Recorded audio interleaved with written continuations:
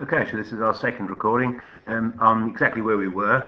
As I say, you can see that I've got 10 pending assessments, but I'm going to start a new one just so that you can all see how this is done. It can be done from lots of different areas. On the left-hand side, you've got an assessments tab, but also on your portfolio on the right-hand side here, if we pop that out, you'll also see in here that you've got assessments tab. So it doesn't matter how you go to it, it will just take you to the same place anyway. So here you can see that I've got my 10 pending assessments that my assessor has done nothing with at the moment. But I'll just show you how we create a new one.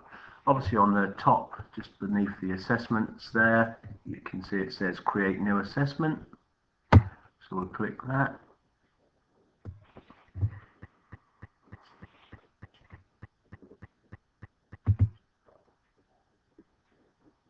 Right, now this has opened up our new assessment tab. Now, let me just close this down so it don't annoy me. Right, so now you can see here it says my primary assessment method.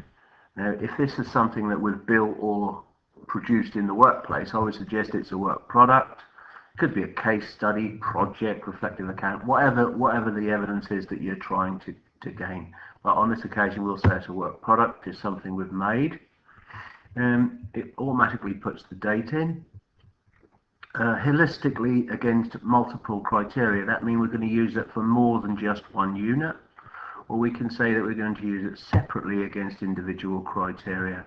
So it depends on the situation, on what you might do. I'm going to say holistically because this is could possibly go against a health and safety unit and a knowledge unit and also a doing unit, so I'll keep it as holistical. So I'll start my new assessment, and then that's really relatively quite self-explanatory. It says criteria, so we can go, I mean, if you know what you think your assessment is going to meet, you can open that now and you can check. We'll do that. We'll open the criteria and we'll say what we think we're going to meet. Now our assessor has obviously got to agree this, so you can be a little bit more daring. I mean, some assessors say just select it all and I'll deselect what I don't agree with. You can look on the gap analysis view, or you can look on tree view on the top there. For me, I think tree view is possibly easier because it just keeps everything neater. We'll say that I'm going to go with this unit. You can open these up and just say I only think I've done that, or you could select all, and it will just obviously tick all or none of the boxes. So we'll say that I'm going to check all of those with this piece of evidence. As you'll see, it's quite a lot. Now you can do supporting evidence. We can type in here. We can free type in here with our keyboard if we wish. Now if I click save there, what that will then do, it will show me what I've just identified. So that's all the things that I said that I'm going to be achieving with this assessment.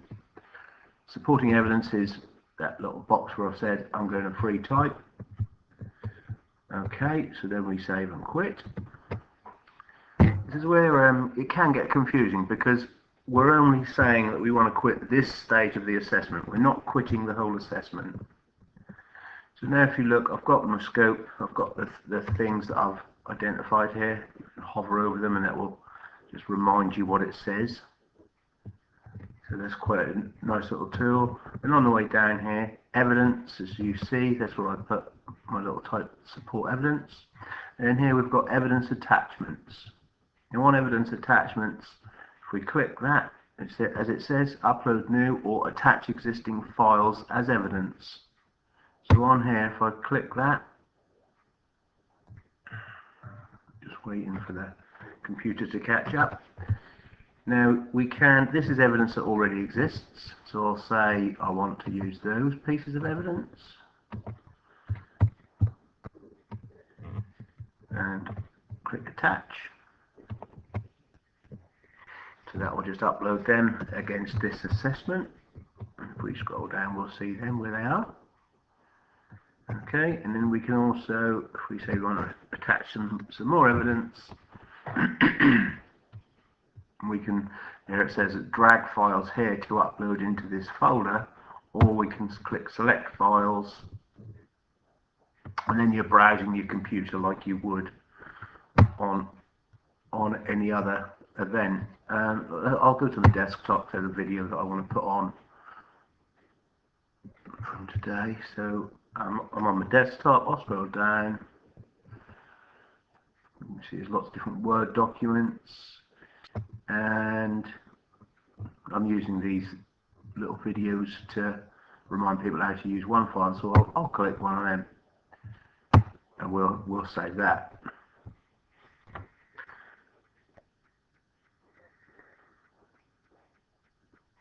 Okay, so now we've got our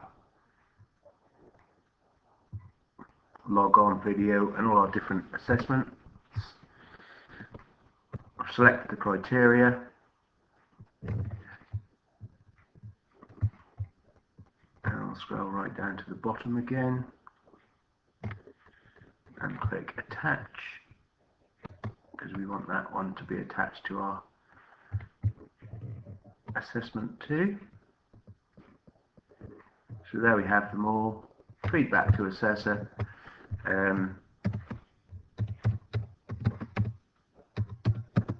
Could you please assess this work?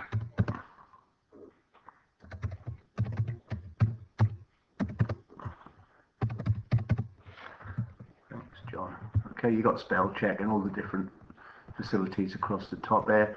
And you can also cut and paste straight from Word straight into here if you wanted to.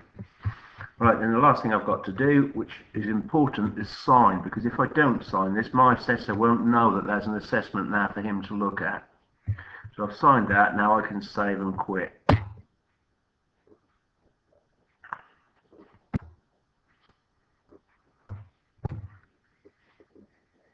Right, now that assessment is now complete, and as you'll see, it's sitting here, work product, on 28th of February 2016, just so that you know how to do that.